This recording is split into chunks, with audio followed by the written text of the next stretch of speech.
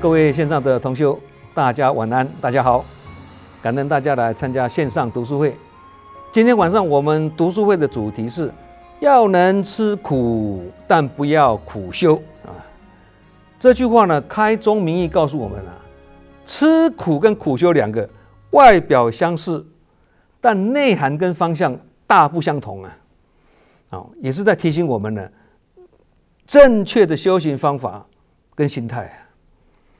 很多人听到这句话会以为这个是在区分两种完全不同的修行方式，其实不是，他们表面上是一样啦，都是在受苦啦，但关键就差在心的方向是不一样的。什么是吃苦？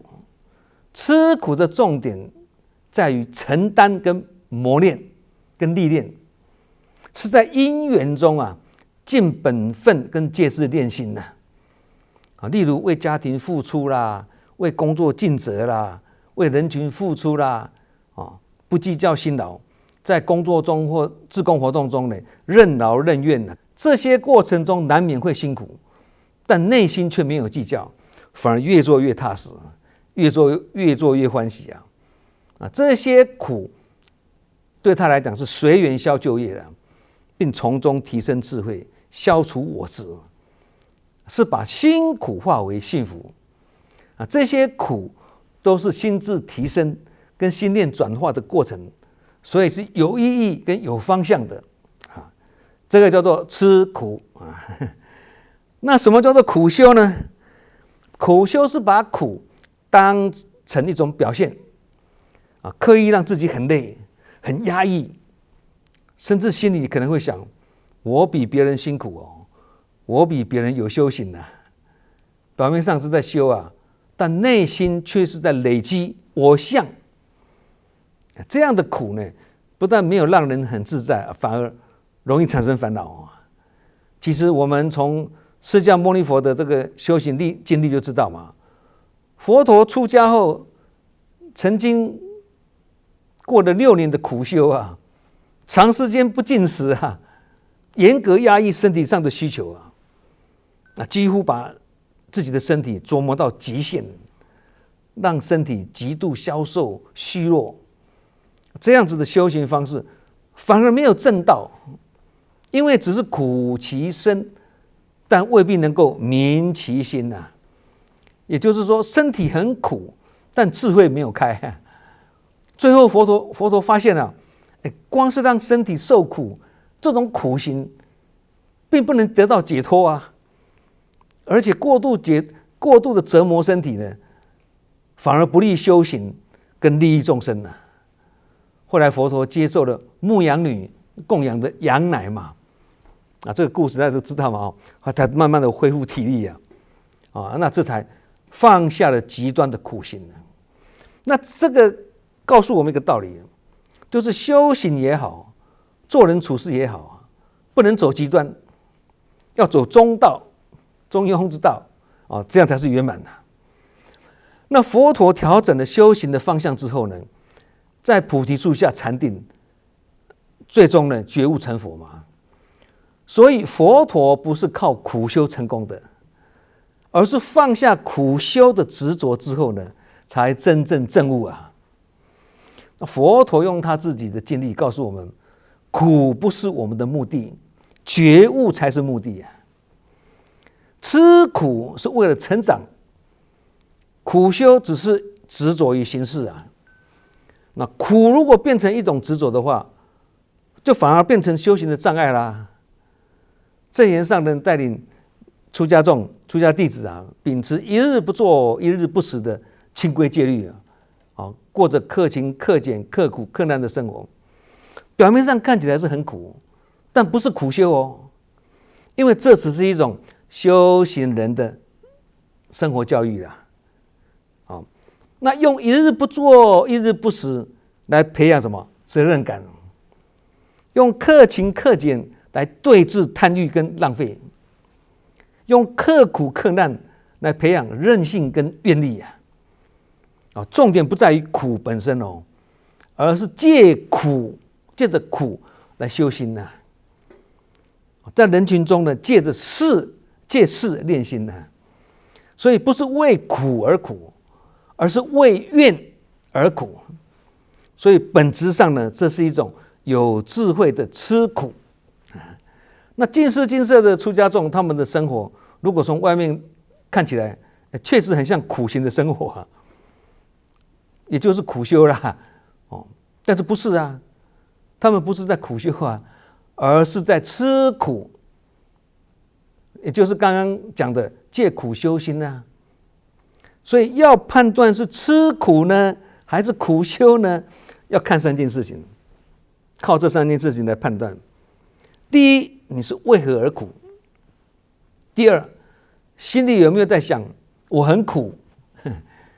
第三，修行有没有走向极端？现在一个一个来解释了哈。第一，为何而苦啊？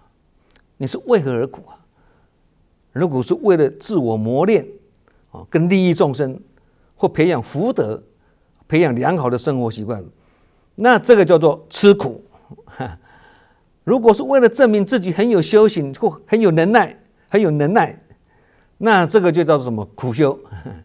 例如证严上人或高僧大德们，他们是为众生而苦啊，不是为自己而苦啊。也就是不为自身求安乐，但愿众生得离苦嘛。那这是一种很高的修行境界啊。好，第二，心里有没有在想我很苦啊？能吃苦的人就比较能够完全放下了，所以他的心还是清安自在的。那苦修的人呢，很容易觉得自己很辛苦，甚至期待被人家看见自己的苦。所以苦如果变成是一种内在的一种标签，那就是偏向在苦修的啦。第三，修行有没有走向极端呢？那这一点是很关键的。佛陀当年放弃了极端的苦行，就是因为过度折磨身体啊，反而不利于修行跟利益众生嘛。而证严上人所秉持的修行理念是什么？简朴、节制、勤劳，这才是中庸之道啦，也才是圆满的中道实相啊。所以近视近色的出家众看起来生活很清苦，但不是苦修，道理在此啦啊。佛陀同意智慧的苦修跟方便的苦修，但是反对为了苦修而苦修啦。印顺导师跟证严上人的思想也是如此啊。很多大圣的法师也是如此啊。修炼佛法的目标是为了让众生离苦得乐嘛，不是为了带领大家去吃苦啊。吃苦不是目标啊，是修行过程中的一个助道啊。叫做无欲则刚嘛，是心系众生的，让众生离苦得乐，也就是众生无边誓愿度，烦恼无尽誓愿断啊。这是每一尊佛菩萨的宏愿呐，也就是总愿呐，这才是目标了哈。那证严上人甚至认为，过午不食是佛陀时代的做法，现在过午不食已经过时。贵喜呀啦！佛陀时代，每一个人一天只吃一餐啊，也就是过午不食啊。这是跟那个时候的生活环境跟气候有关呐。因为当初佛陀修行所住的精舍，都是在很郊外的地方，很穷乡僻野的地方啊。那每一天都要走路去外面托钵啊，到郊外走到人群，从郊外走到人群聚集的小镇的地方。早上出门有时要走好几个小时啊，到家家户户去托钵啊。那中午托钵回来精舍才开始用斋啊，这实在很浪费时间啊。所以佛陀就考量生理跟身体的所需啊，每一个人的钵里那个碗里面所装的食物，只要足够一个人的营养就好了啦。所以一餐就好了，一天托钵一次就可以。中午之后呢，大家就能静下心来听佛法，听佛说法，不用再为晚餐来奔波了啦。所以这个也是日中一食，也就是过午不食的原因之一啦。而且佛陀时代呢，大家的心比较单纯，生活也比较简单啦。除了听佛说法啦、听经进修之外了，就是出去托钵啊。所以身体上的劳动比较少。那我们现在就不一样了哦，我们现在的生活离不开人群啊，尤其菩萨道的修行是要走入人群去做人间事啊，要在中午12点之前呢结斋，这个有困难呢，所以要考虑到我们的身体是否能够适应呢？如果奉行过午不食，执着现在已经11点半过了哦，12点快到了哦，我不能吃东西了哦。那除了不能吃饭，连平常的药，不管是药丸还是熬汤，时间过了都不能吃，过午不食，不是吗？那这要怎么办呢？因此我们就要考虑到时间跟环境也要能配合我们的身体啊，同时也要配合别人的时间啊。吃饭也不是你一个人的事情啊，大家一起呀，不是自己好就好啊。那尤其有些人身体不好，肠胃不好，需要少量多餐一餐的饭量要分成好几餐来吃这就是配合我们身体，也就是维持健康的一个方式嘛这个叫做分段食那佛陀当时也是开放分段食段落的段总而言之过午不食已经不适合我们现在这个生活环境的啦。如果有人还要奉行过午不食那就是跟自己过不去的啦甚至强害到自己的身体健康。证严上人甚至说，连他自己都做不到过午不食所以证严上人才会说，过午不食已经过时好，我们言归正传了要能吃苦，但不要苦修。这句话我们不能把它误解哦。如果把它误解为说，就很容易变成什么偷懒跟懈怠的借口但是如果理解对了那会是一种很成熟、很务实的修行观因为人生本来就离不开苦有8大苦不是吗？生老病死、求不得、爱别离、怨憎会、五阴炽盛，这8大苦没有一个我们逃得过。所以人生会吃苦是必然的，要吃苦也是必须的，也是必要的。因为佛法讲嘛，我们人的这个身体是个业报身投胎做人就是来受业报的当然受业报也有受善报、受恶报都有嘛所以苦是人生的本质，苦还是比较多啦就像苦也是苦瓜的本质一样嘛。苦瓜不会因为你把它泡过圣水或放在佛桌上祭拜把它拜过而变成甜的，不可能。所以要能吃苦的意思是说，不逃避现实，该承担的还是要勇敢承担是一种承受力跟责任感虽然我们说要能吃苦但这并不代表说修行就要苦修两个意思不一样有些人一旦走入修行就会把修行变成刻意压抑自己故意让自己很辛苦，甚至让自己越苦越有修，我觉得越苦越有修。那这样的话很容易产生2个问题。第一，修行会执着于形式，好像越苦就代表越有修了第二，心灵会更紧绷、更疲累、更烦恼。那吃苦的人跟苦修的人外在看起来都很辛苦，不是吗？但内在跟本质上完全不同。真正的关键重点不在苦不苦，而在他的心态所以吃苦的人心中可能是平静的、甘愿的，也就是甘愿做欢喜受是任劳任怨的，欢喜承担，感恩接受。那苦修的人呢，心中可能充满了压抑、对抗甚至觉得很委屈简单用一句话来把它点破就是吃苦是因为因缘如此，所以要随顺因缘，并且感恩接受。苦修是因为自己执着，所以难以成就所以吃苦的人会反省，这个境界我学到了什么呢？那苦修的人会觉得这么辛苦的，为什么还苦不够呢？结果就是懂得吃苦的人，因为吃苦了苦，苦尽甘来啊，而越来越柔软，越来越有智慧啊。那一直在苦修的人，就会越来越僵化，越来越有压力。佛法强调的是中道，不放逸也不紧绷，轻松的心态才能帮助我们如常稳定的修行啊，也才能避免因为过度执着而偏离正道。其实佛法的实践需要长久的时间啊，如果能以轻松的态度来修行，那比较容易升起欢喜心啊。就好像球队比赛要轻松自然，才不会有压力，也才会表现正常。